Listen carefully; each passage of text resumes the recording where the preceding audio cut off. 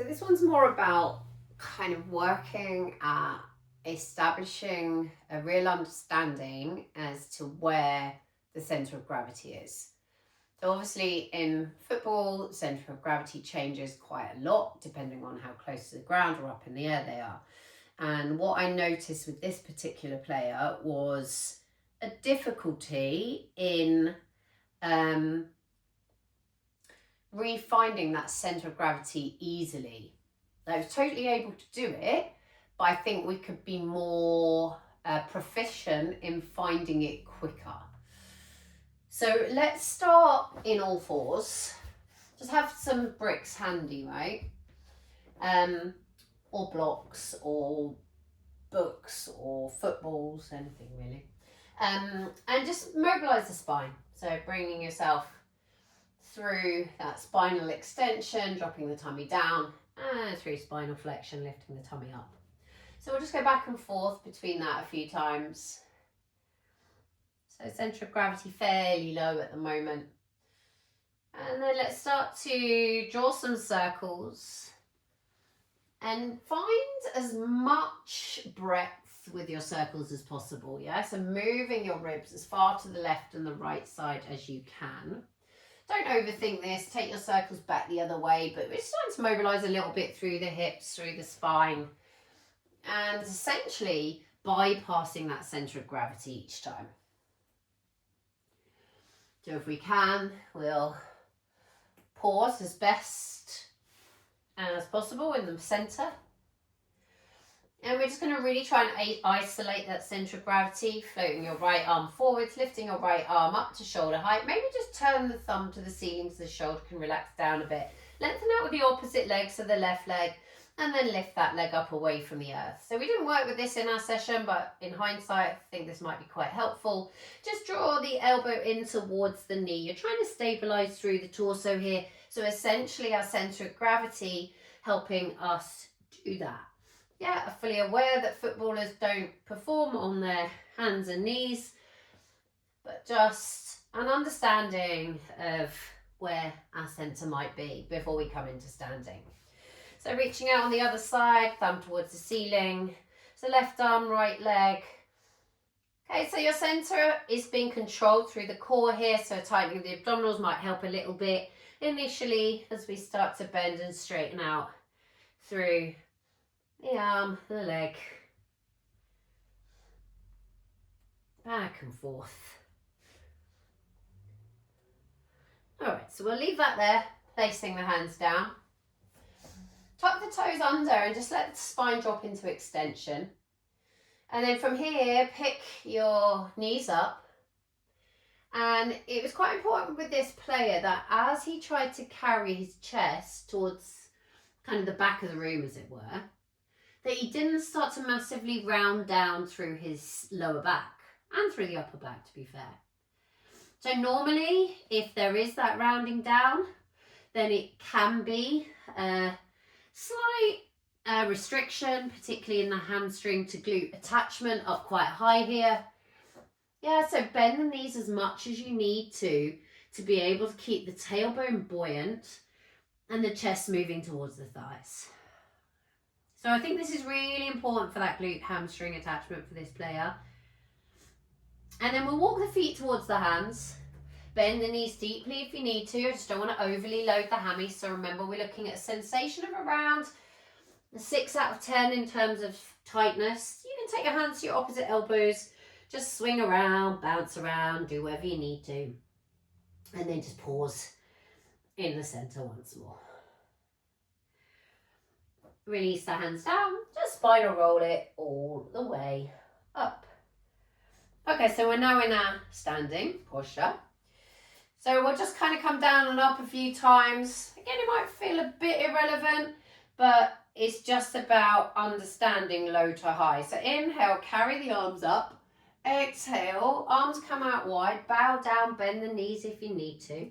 Bring the hands high up onto the shins, press into the shins to draw the chest forwards, find spinal extension.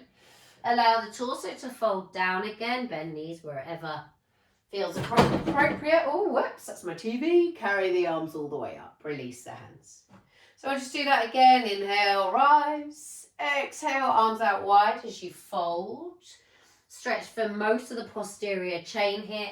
Bring your hands to your shins. Again, glute, hamstring lengthening, bow down. Yeah, if you need blocks there, by all means. Carry your arms out wide, pick your chest up, come all the way up and release the hands down. So we'll just allow the chin to drop into the chest, start to spinal roll it down. So round the spine here, get the spine used to a bit of movement and meet your hands to the bricks. So if the spine is stiff, it does make it much harder on other bodily parts to create movement. Step your left leg back. Bend your right knee, pick up your chest, and you're just going to work back and forth into bending the knee and straightening the leg. So we're working from pretty low to our medium height, and then bend the knee. So maybe for now, we'll bring the hands to the front thigh, pick up the chest and bring the hands to the hips. Straighten the front leg, rebend. Straighten the front leg, rebend. This might be enough to challenge that center of gravity. If you want a little bit more challenge, carry your arms up high, straightening and rebending. Straightening, rebending. If you want a little bit more challenge, bring your hands down to your bricks. Carry your arms back up to sky. Straighten the front leg. Rebend. Hands to bricks. Back up to sky. Straighten the front leg. Rebend. Final time.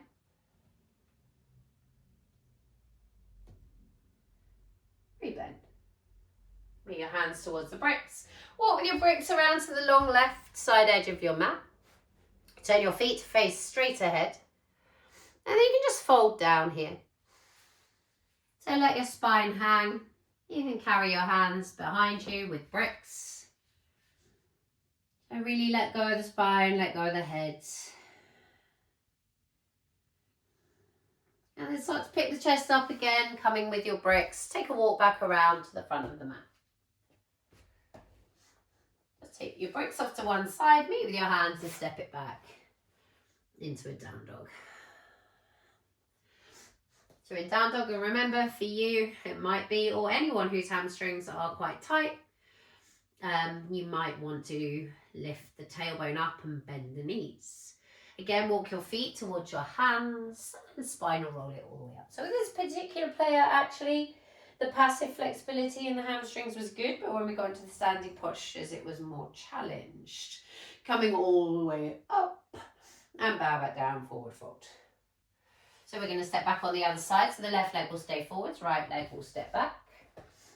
And we're just going to work towards bending and straightening that front leg. So back and forth. Keep the spine as straight as you can, so not rounding through the spine.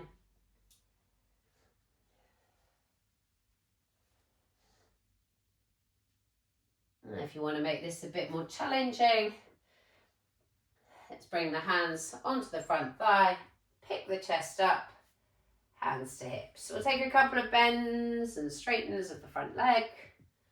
Again, trying to navigate that shift in change of gravity. If we want a little bit more challenge, arms can lift.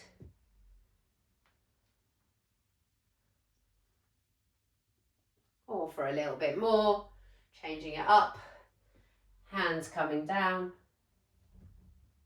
Coming back up. Squeeze, straighten the front leg. Rebend, hinge forwards. Come up. Oh, don't feel so steady on this side. Rebend. Final time. And then this time, we'll bring the hands down to the floor. We'll walk it around to the long right side of edge of our mat. So I'll just turn around so I can face you. Feet out quite wide. Turn the feet out. Start to bend the knees. I say quite wide, like my legs are quite short, so I need to come in a bit closer. Because eventually I want like your knees and your ankles aligned. You could bring your hands up onto your thighs. Let your shoulders drop up round by your ears so you can descend into your hips more easily and just start to glide it out left to right. So if that's feeling pretty accessible, maybe you come to forearms, gliding it out. So just releasing into the hips a little bit here at those different heights. So we will challenge your balance through this movement a little bit more now. So bring your hands safely to the bricks, pick your hips up, heel toe your feet a bit wider, turn the feet out, and then just start to bend out one side to the other here. Now obviously the centre of gravity is not changing hugely, it's coming from low to kind of medium. If you wanted to challenge it a bit more, just bring your hands towards your chest, maybe in that kind of prayer position. And then maybe you can start to come up and out of the shape a little bit more. If the adductors feel too strained here, then just come back to that support. If not, stay where you are, challenging the gravity a little bit more. So we'll just walk around to the front of our mat. Just either low bricks or hands to the floor, step it back into a down dog. Walk your feet towards your hands. Take your feet out about hip distance apart, maybe a little bit wider. Start to bend your knees. Pick up your chest as much as you can. Your arms can just come forward to shoulder height. So we're kind of squatting down into, like almost in yoga, they would call it a chair, but as if you're just trying to sit onto a chair behind you. Your hands can cut back down to your bricks as you pick your hips up to sky. Yeah, so back and forth between those. Just again, navigating that change in height and the various challenges we're placing on the body in terms of flexibility and mobility. Next time you come into that seated posture, arms forwards, press into your feet, rise all the way up. So we'll just take one balance pose. So bring the feet together. Try and get equally balanced through either side. We'll balance on the right foot to start with and just come through the ball of the left. So we're going to turn the thigh open. Yeah, maybe meet the heel just to the calf there, ankle there. Yeah, or if you can, just slide it up a little bit higher. Carry the arms up to sky. And we're just looking at navigating our balance and releasing down. So not so much movement in this posture. It's just really, can we stabilize through the ankle, through the knee, through the hip, and find our center of gravity. Yeah. Feel free to ditch this one if it feels too yogic for you. But it's quite helpful with balance, right?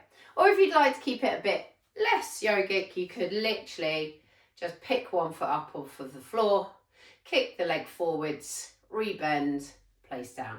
Right, so we're still challenging our balance, I suppose mimicking a little bit more what's required in football, but not hitting that external hip rotation quite as much as we did when we opened out the hip there into that shape. Yeah, take the legs out wide, bend in, turn the feet out again, bend into the knees, final time through this kind of adductor mobility work, gliding it out side to side, and then the arms could start to reach with you. And you could get much lower and you could get much higher. Much lower and much higher. I think that's probably about enough. Bring your hands to the floor, heel toe your feet in towards each other. You can just bring your knees down and maybe you want to just release the toes and rest on the heels for a moment. Okay, a lot of football struggle with the ankle mobility there. Hope that goes well. Let me know.